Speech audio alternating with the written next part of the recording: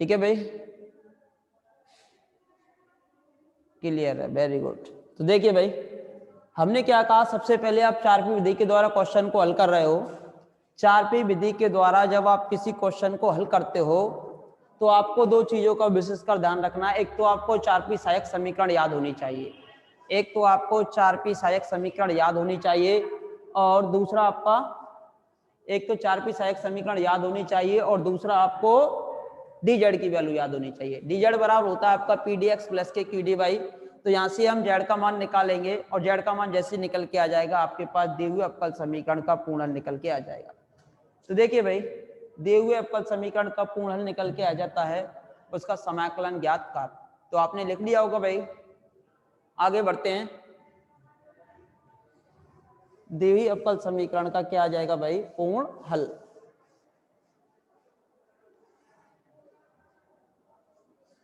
तो देखिए इसके क्वेश्चंस करेंगे 4P विधि के द्वारा।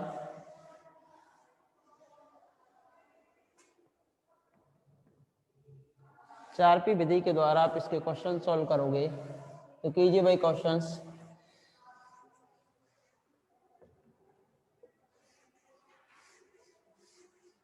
चार पी सहायक समीकरण आपको याद होने चाहिए।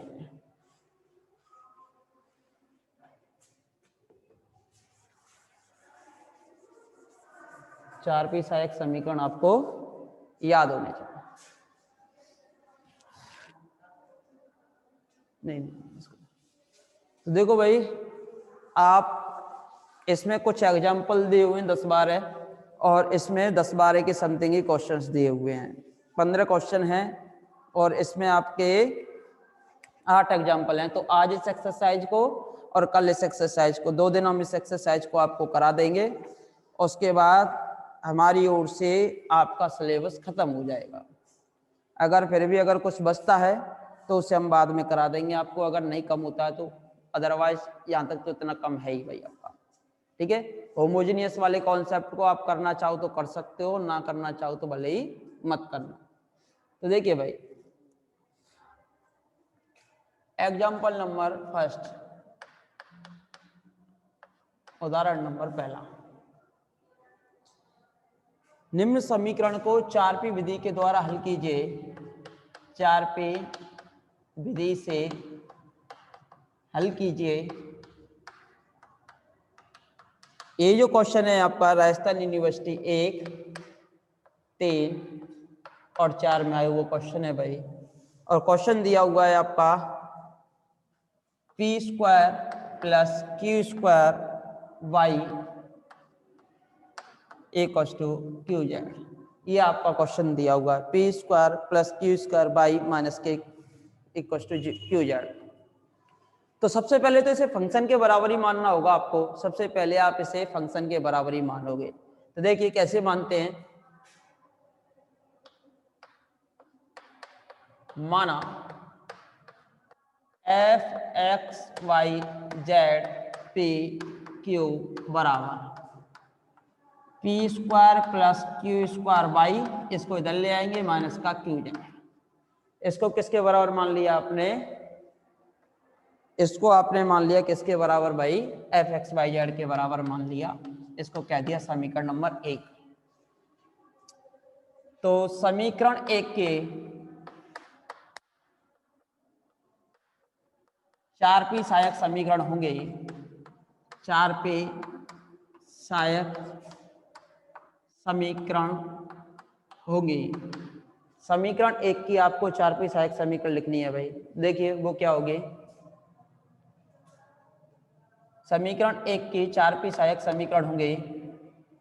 तो ये होंगी आपके पास dp dq dz, dp dq dz dx dy, dp dq dz dx dy। तो dp dq dz dp dq dz dx dy। dp upon आता है आपका del f over del x plus p del F over del z plus P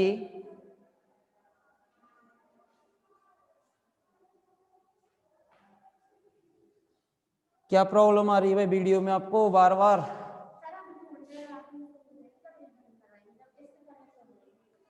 rejoin तो हो गई class अभी। हाँ देखो भाई क्या प्रॉब्लम आ रही है वीडियो में, क्या वॉइस नहीं जा पा रही है अब तक? क्लियर नहीं है क्या?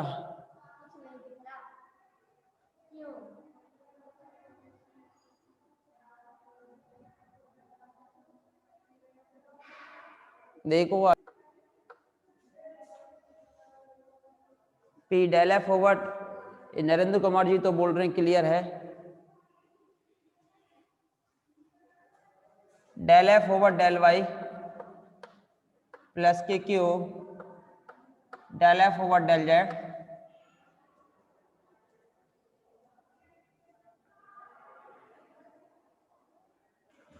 अच्छा अच्छा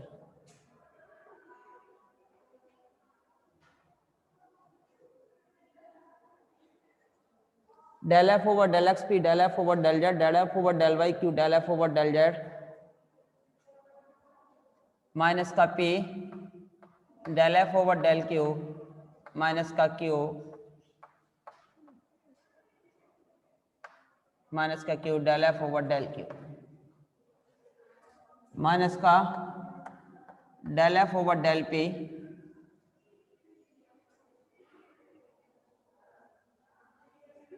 और माइनस का del F over del Q minus का del F over del Q minus का del F over del Q. अब वैल्यूज पुट कीजिए भाई यहां से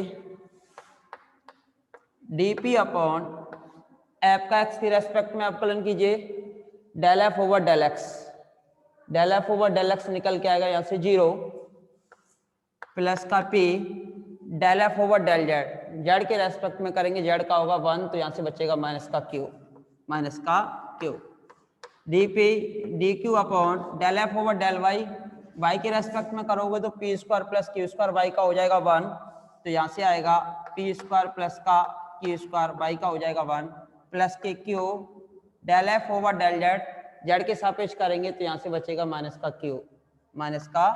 Q d z upon minus का P del F over del p के रेस्पेक्ट में करेंगे तो यहाँ से आएगा 2p और इसका गुणांक कितना है बाई तो 2p बाई माइनस का Q del F over del q, q की रेस्पेक्ट में करेंगे तो यहाँ से आएगा 2q बाई और क्यू की रेस्पेक्ट में करेंगे तो क्यू का हो जाएगा 1 तो माइनस का जेड बच जाएगा और dx upon del F over del p के रेस्पेक्ट में करेंगे तो 2p और बाई है ही आपका 2p बाई और यहाँ से dy over del F over del q की रेस्पेक्ट में करेंगे तो 2q बाई और यहाँ से q का हो जाएगा 1 तो माइनस का जेड माइनस लगा हुआ। तो हमने क्या किया भाई सबसे पहले आपने क्या किया, सबसे पहले लाग्रांज सहायक 4p सहायक समीकरण लिखी, उसमें हमने वैल्यू पुट की, वैल्यू पुट करने के बाद हमें कोई भी दो भिन्न ऐसी हल करनी होंगी और समीकरण 1 का उपयोग करके हमें p और q का मान निकालना होगा और dz बराबर आप जानते हो p dx प्लस के q dy। अब देखिए इसे सॉल्व कीजिए भाई, dp अपॉन आएगा माइनस का पी क्यू, यहाँ क्यू स्क्वायर से आपका क्यू स्क्वायर कैंसिल हो जाएगा तो डी क्यू अपॉन आएगा कितना, डी क्यू अपॉन आएगा निकल के पी स्क्वायर, यहाँ से डी जेड अपॉन आएगा माइनस के 2p स्क्वायर बाई माइनस के 2q स्क्वायर बाई और प्लस का क्यू जेड, ये dx अपॉन आएगा माइनस का 2p बाई और डी जेड अपॉन आएगा माइनस का 2q बाई प्लस का जेड। अब देखिए प्रथम दो भिन्न ले लीजिए, आसानी से p और q में एक संबंध आ जाएगा। प्रथम दो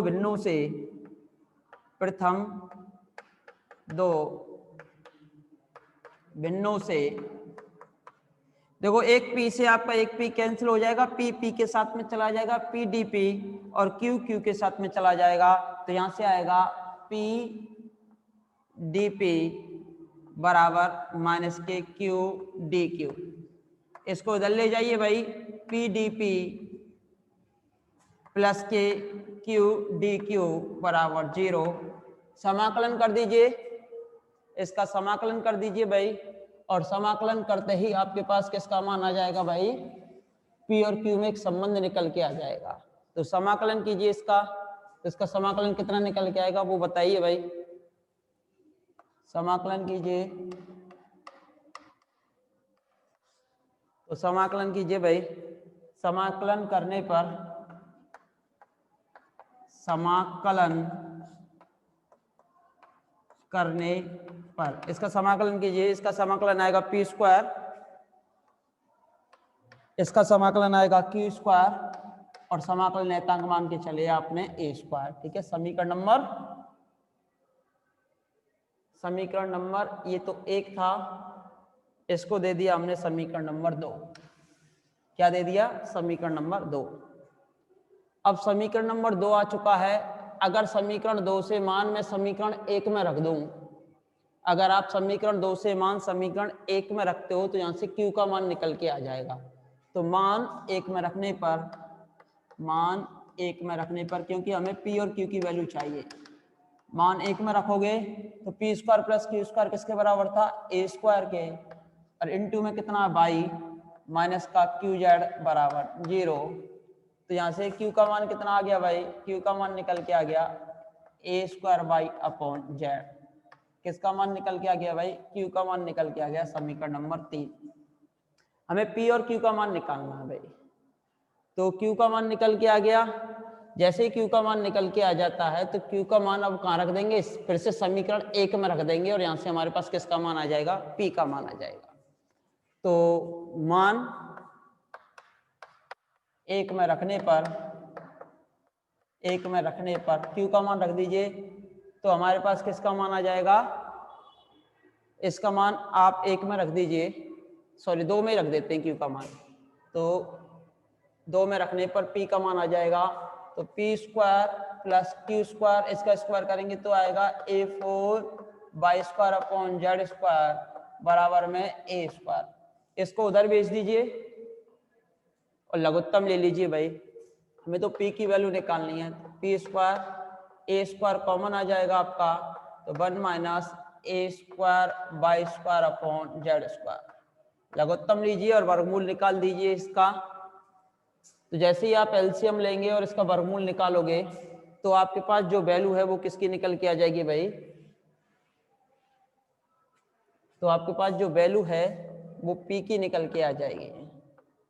तो p का मान निकालिए भाई, तो p बराबर आएगा a का वर्गमूल तो a हो जाएगा, जेड स्क्वायर का वर्गमूल जेड हो जाएगा, जेड स्क्वायर लघुत्तम आएगा और इसका लग जाएगा under root Z square minus A square by square. समीकरण नंबर 4। p का मान आपने निकाल लिया और यहाँ से q का मान आप निकाल चुके हो।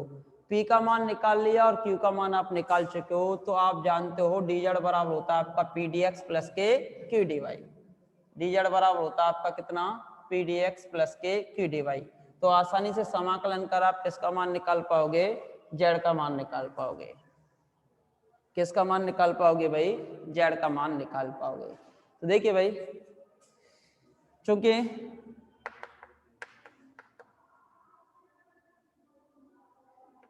हम जानते हैं कि पी और क्यू का मान निकालने के बाद dz बराबर होता है आपका पी डी एक्स प्लस के Q D Y. Value replace कीजिए, p का मान है a upon Z under root Z square minus A square by square. q का मान आया A square by upon Z D Y. Z लघुत्तम आएगा, जेड जेड के साथ में भेजना है आपको, क्योंकि समाकलन तभी संभव है। जेड को जेड के साथ में भेजा, ये बचा dx और आएगा भाई यहाँ से, ये बचा a under root Z square minus A square by square dx और यहाँ से a square by D Y.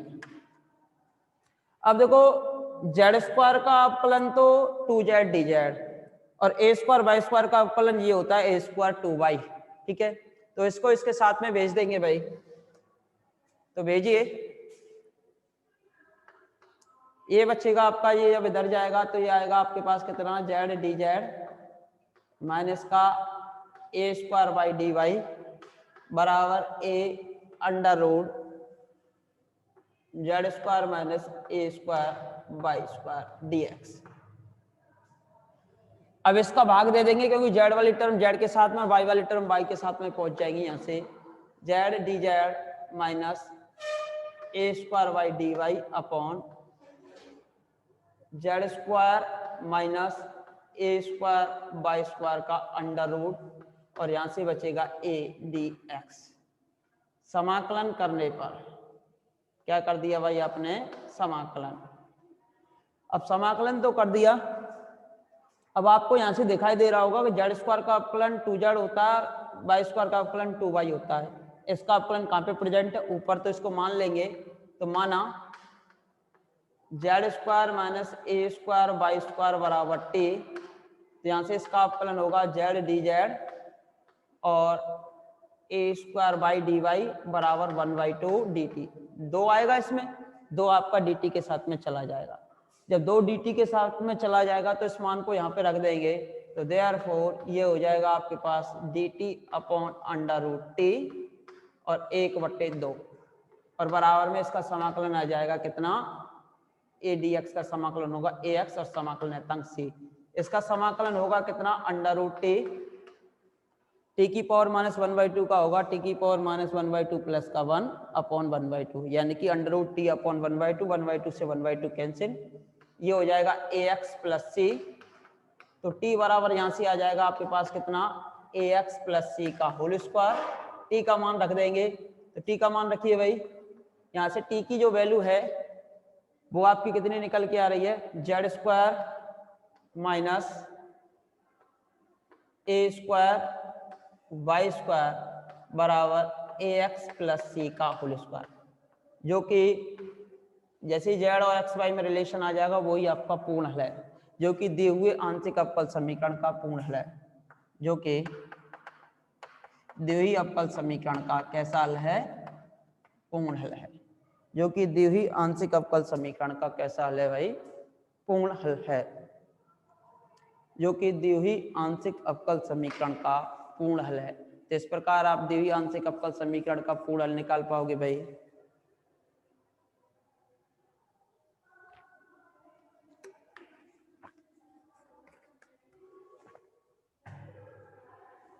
जो कि दिए हुए आंशिक अवकल समीकरण का कैसा हल है भाई, पूर्ण हल है। इस प्रकार आप दिए हुए आंशिक अवकल समीकरण का क्या निकाल पाओगे भाई, पूर्ण हल।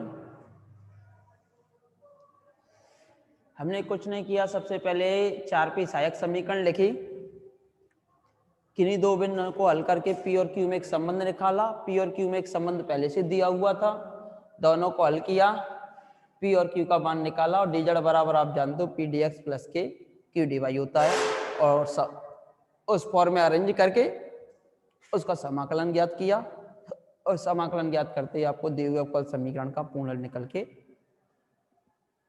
आ गया।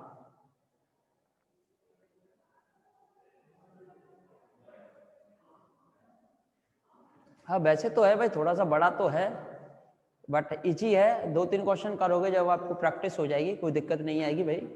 वैसे इजी है, कोई समस्या वाली बात नहीं है, आप 2-3 क्वेश्चन करोगे तो आपको कोई समस्या नहीं आएगी। तो देखिए नेक्स्ट क्वेश्चन की तरफ, लिख लिया होगा आपने।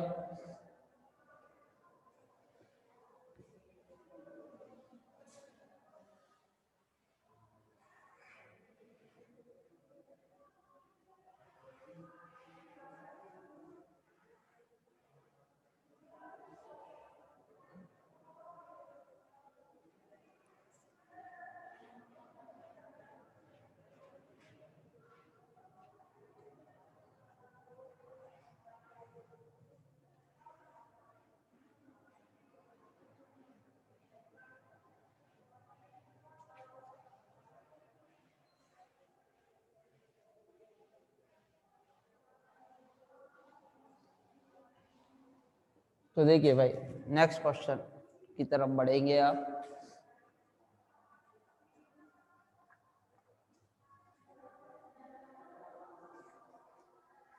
चलो एक्सरसाइज के करा देते हैं, एग्जाम्पल आप कर लेना।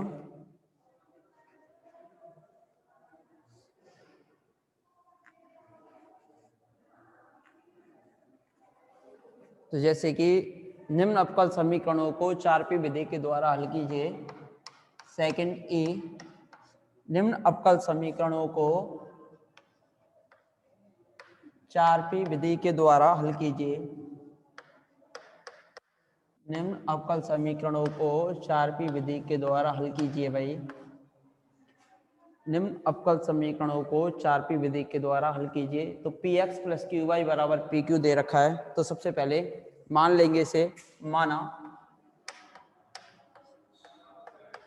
F X Y Z P Q बराबर P x plus Q Y, इसको इधर ले आएंगे माइनस पी क्यू को, और बराबर में 0। समीकरण number 1 p x plus Q y minus p Q बराबर 0।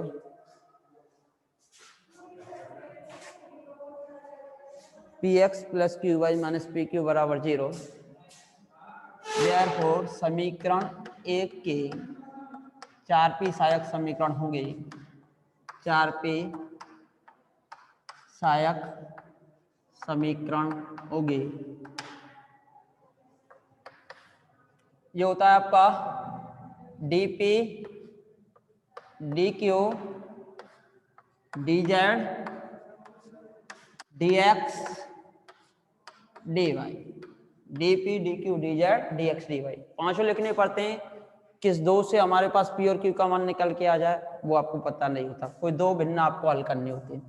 dp बराबर होता है आपका, याद होना चाहिए, del f over del x plus का q p del f over del z, del f over del x, del f over del x plus का p del f over del z, del f over del y plus का q del f over del z, minus का p del f over del p minus का q del f over del q minus का del f over del p minus का del f over del q। कल और हम इस exercise के questions आपको करा देंगे। तो कल हमारा लास्ट रहेगा भाई, और फिर उसके बाद भी अगर आपको कोई प्रॉब्लम आए तो आप पूछते रहना, कोई दिक्कत नहीं है। तो देखिए भाई यहाँ से वैल्यूज पुट करेंगे। dp upon del f over del x, x के रेस्पेक्ट में करेंगे तो यहाँ से बचेगा p प्लस का p del f over del z, z है ही नहीं तो z के रेस्पेक्ट में होगा 0 dq, यहाँ से del f over del y, y के रेस्पेक्ट में करेंगे तो q प्लस का q, z के रेस्पेक्ट में अभी निकाला था कितना था 0 dz अपॉन माइनस का p del f over del p, p के रेस्पेक्ट में करेंगे तो यहां से बचेगा आपका x, p के रेस्पेक्ट में कर रहे हैं यहां से बच रहा x, और यहां से बच रहा है माइनस का q, माइनस का q के रेस्पेक्ट में कीजिए, q के रेस्पेक्ट में बचेगा यहां से p, यहां हो जाएगा 1 तो माइनस का p dx upon del f over del p, p के रेस्पेक्ट में करोगे तो यहां से आपका आएगा कितना x, और यहां से आएगा आपके पास माइनस का q, लेकिन आगे लगा हुआ है नेगेटिव तो नेगेटिव लगा देंगे भाई। dy upon del f over del q, q के रेस्पेक्ट में करेंगे तो यहां से आएगा आपके पास कितना y, और यहां से आएगा माइनस का p, और आगे लगा हुआ है नेगेटिव। अब दो को हल करना है भाई आपको, तो देखो दो तो पहले और दूसरे से हल हो जाएंगे। ये p में बच रहा है, ये q में बच रहा है, तो p और q में तो आप क्या लोगे, प्रथम दो भिन्नों से, इसको समीकरण नंबर 2 कह देते हो आप, समीकरण नंबर 2। तो प्रथम दो भिन्नों से dp अपॉन p, और यहां से dq upon q, dp upon p, और यहां से आपका आएगा dq upon q, dp upon p, और यहाँ से आएगा आपका डी क्यू अपॉन क्यू। अब देखिए यहाँ से ऑन इंटीग्रेट, ये होगा लॉग पी बराबर में लॉग क्यू प्लस का समाकलन नियतांक लॉग ए एस सी। तो P बराबर हो गया आपके पास कितना, ए क्यू। P की वैल्यू निकल के आ गई Q के संबंध में, समीकरण नंबर 3। P का मान निकल के आ गया Q के पदों में। अब P का मान हम कहाँ रख दें, समीकरण नंबर 1 में, तो हमारे पास Q का मान निकल के आ जाएगा। तो मान समीकरण 1 में रखने पर तो रख दीजिए, इधर रख रहे हैं भाई, ये तो P का मान आ गया, ठीक है। तो मान समीकरण 1 में रखिए, मान 1 में रखने पर, तो समीकरण 1 में रखिए भाई, इस मान को समीकरण 1 में रखिए, ये समीकरण नंबर 1 है। तो P का मान है ए क्यू, तो ए क्यू एक्स हो जाएगा, ये क्यू है ही, P का मान है ए क्यू, तो ए और Q into Q, Q square हो जाएगा आपका, कितना हो जाएगा, क्यू स्क्वायर बराबर 0। एक क्यू 0 में चला जाएगा, क्यू की वैल्यू तो 0 होगी नहीं, तो यहाँ से बच जाएगा ए एक्स प्लस का वाई माइनस का ए क्यू बराबर 0, माइनस का ए क्यू बराबर 0। तो यहाँ से क्यू का मान निकल के आ जाएगा आपका पास कितना, ए एक्स प्लस वाई अपॉन ए। किसका मान आ गया भाई, क्यू का मान, यानी कि समीकरण नंबर 4, समीकरण नंबर 4। और आपके पास किसका मान निकल के आ गया भाई, क्यू का मान निकल के आ गया। तो यहाँ से आपके पास जो मान है वो किसका निकल के आ गया भाई, क्यू का मान निकल के। क्यू का मान यहाँ रख देंगे तो हमारे पास किसका मान आ जाएगा, पी का मान आ जाएगा। तो समीकरण 1 का उपयोग करके आपने पी का मान निकाल लिया और क्यू का मान निकाल लिया। अब उपरोक्त मान कहाँ रखोगे, समीकरण 3 में। तो लिख लीजिए भाई इसे,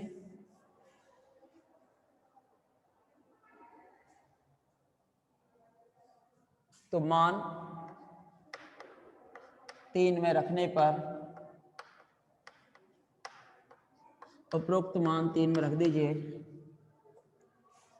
P बराबर ए क्यू, ए क्यू तो ए एक्स प्लस वाई, तो यहाँ से वैल्यू आ जाएगी ए एक्स प्लस वाई, पी की वैल्यू, समीकरण नंबर 5। अब Q का मान आ गया 4 से और 5 से मान आ गया x और y के पदों में P का। P और Q दोनों का मान आप x और y के पदों में निकालोगे। P और Q दोनों का मान जो है आप x और y के पदों में निकालोगे। तो P का मान आपने निकाल लिया और Q का मान निकाल लिया। अब आप जानते हो dz बराबर पी डी एक्स प्लस के क्यू डी वाई। तो dz बराबर होता है आपका पी डी एक्स प्लस के क्यू डी वाई। तो dz बराबर होता है आपका पी डी एक्स प्लस के क्यू डी वाई। लिख लिया भाई, तो वैल्यूज पुट कीजिए। तो देखिए भाई, देयरफॉर, परंतु आप जानते हो क्योंकि आप जानते हो कि आप जानते हैं क्या, dz बराबर होता है आपका कितना, पी डी एक्स प्लस का Q D Y, dz equal to value of P A X plus Y into D X plus value of Q A X plus Y upon A into D Y. A को भेज दीजिए भाई, ए को इधर भेज दीजिए। ए को आप इधर भेजोगे तो ये हो जाएगा ए डी जेड, ये हो जाएगा आपका A X plus Y D X, और ये हो जाएगा आपका A X plus A LCM आ रहा है तो ए का मल्टीप्लाई और हो जाएगा, और ये A X plus Y D Y. अब देखो ए एक्स का अपकलन होता है ए डी एक्स और वाई का अपकलन होता है डी वाई। ठीक है भाई, ए डी एक्स प्लस के डी वाई। अब क्या करोगे, कॉमन क्या आ रहा है यहाँ से, कॉमन जो आ रहा है वो कॉमन निकालेंगे। तो यहाँ से देखिए कॉमन आ रहा है आपका ए एक्स प्लस वाई, दोनों में है तो ए एक्स प्लस वाई आपने कॉमन निकाला, तो यहाँ से कितना बचा ए डी एक्स, और यहाँ से कितना बचा आपका D Y, A D X plus के D Y, A D Z की वैल्यू निकल के आ गई। समाकलन कीजिए, समाकलन कर दीजिए और मान लीजिए हाँ भाई इसका अवकलन ए एक्स का अवकलन ए डी एक्स, वाई का अवकलन डी वाई। तो ए एक्स प्लस वाई को अगर आप टी मानते हो तो इसका अवकलन होगा ए डी एक्स प्लस के डी वाई बराबर डी टी। तो इसका समाकलन कितना आएगा, यहाँ से तो आ रहा ए जेड और ये हो गया हमारे पास टी, और इसकी वैल्यू हो गई डी टी। तो यहाँ से इसका समाकलन होगा टी स्क्वायर अपॉन 2 और समाकलन नेतांक सी। तो अब यहाँ से आप क्या करोगे, किसका मान रख दोगे, टी का मान, और टी का मान कितना है भाई ए एक्स प्लस वाई का होल स्क्वायर अपॉन 2 प्लस का सी, जो कि दिए हुए आंशिक अवकल समीकरण का अविष्ट हल है, जो कि दिए हुए अवकल समीकरण का, जो कि दिए हुए आंशिक अवकल समीकरण का, आंशिक अवकल समीकरण का पूर्ण हल है, जो कि दी हुई आंशिक अवकल समीकरण का कैसा हल है भाई, पूर्ण हल है। इसी प्रकार आप अगला क्वेश्चन सॉल्व करेंगे भाई, तो लिख लिया होगा आपने, लिख लीजिए भाई, जल्दी कीजिए इसे, लिख लिया होगा आपने। तो नेक्स्ट क्वेश्चन की तरफ आगे बढ़ेंगे भाई, थोड़ा बहुत करा देते हैं उस क्वेश्चन को, क्योंकि कल आगे हम उस एक्सरसाइज को आगे करा देंगे आपको फिर।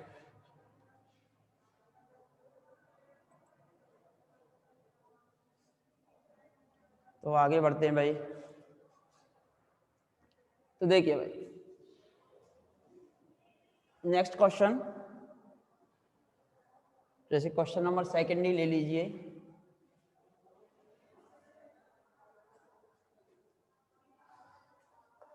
Question number second are given P बराबर क्यू वाई प्लस जेड का होल स्क्वायर।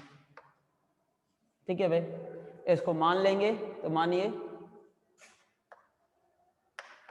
माना F X Y Z P Q बराबर क्यू वाई प्लस जेड का whole square equal to, sorry P minus Q Y plus Z का whole square, P minus Q Y plus Z का whole square equal to 0। Equation number first. तो समीकरण एक के, समीकरण एक के 4p सहायक समीकरण होंगे, 4p सहायक समीकरण होंगे।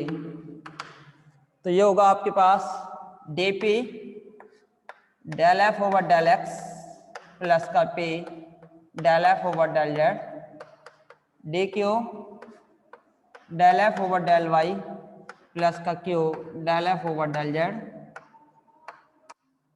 इक्वल टू डी जेड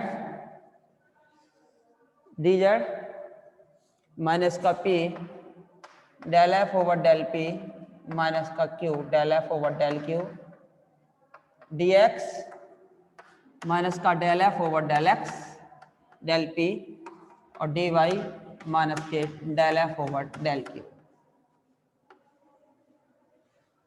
यहां से वैल्यू पुट कीजिए भाई, dp upon del F over del x, x के रेस्पेक्ट में एक्स की कोई टर्म है ही नहीं भाई, इसमें एक्स की कोई टर्म नहीं है, तो इसका होगा एक्स के रेस्पेक्ट में 0, एक्स के रेस्पेक्ट में इसका होगा भाई 0, plus p del F over del z, तो इसका होगा माइनस का 2 q Y plus z minus का 2 क्यू वाई प्लस जेड, ऐसे d q del F over del y, y के रेस्पेक्ट में हो जाएगा भाई ये माइनस का 2 q Y plus z into में क्यू, अंदर का भी होगा कितना क्यू, पहले तो एक्स पावर एन का हो जाएगा, फिर अंदर का हो जाएगा कितना क्यू, प्लस का Q del F over del z, तो इसका करेंगे तो ये होगा माइनस का 2 क्यू वाई प्लस का जेड, माइनस का क्यू वाई प्लस का जेड, फिर ऐसे यहाँ से निकाल लेंगे डी जेड अपॉन दिस, और ऐसे ही निकाल लोगे आप डी एक्स की वैल्यू और किन्हीं दो भिन्नों को हल कर, इनमें से किन्हीं दो भिन्नों को, जैसे एक कॉमन आ रहा है यहाँ से Q Y plus Z common आ जाएगा, क्यू वाई प्लस जेड एक कैंसिल हो जाएगा, पी और क्यू में एक संबंध बच जाएगा। जैसे प्रथम दो को ही अगर आप लेते हो, प्रथम दो को ही ऐसे ही आगे की वैल्यू आप निकाल लेना, तो आगे की वैल्यू आप निकाल, तो जैसे इन प्रथम दो से ही अगर हम सॉल्व करें तो ये आएगी माइनस का 2p Q Y plus Z, यहाँ से डी क्यू, ये आपका आ रहा है माइनस का 2q और माइनस का 2q, तो ये हो रहा है माइनस का 4q क्यू वाई प्लस का जेड। प्रथम दो ही ले रहे हैं, ऐसे आगे की निकाल लेना, दो से दो कैंसिल और माइनस से माइनस कैंसिल हो जाएगा, और क्यू वाई प्लस जेड से क्यू वाई प्लस कैंसिल हो जाएगा। तो यहाँ से बचेगा, ये आपका बच रहा है यहाँ से डी पी अपॉन पी, और यहाँ से बच रहा है डी क्यू अपॉन 2q। इसका समाकलन होगा log p, ये हो जाएगा 1/2 log q, और ये हो जाएगा log a। तो p अपॉन यानी कि p बराबर हो जाएगा, इसकी जो पावर जाएगी 1/√q, तो p बराबर हो जाएगा आपका a√q। p की वैल्यू आ जाएगी a√q। p की वैल्यू आ गई, p का मान यहाँ रख देंगे, a√q, यहाँ से किसकी वैल्यू आ जाएगी भाई, हमारे पास q की वैल्यू आ जाएगी। तो p की वैल्यू आ गई आपके पास a√q, या q की वैल्यू निकाल के यहाँ रख दो तो p की वैल्यू आ जाएगी। तो q बराबर आएगा आपके पास कितना, p² अपॉन a, या q बराबर होगा आपका p² अपॉन a, समीकरण नंबर 2। अब q का मान आप यहां से क्या रख दोगे, q का मान रख दोगे समीकरण नंबर,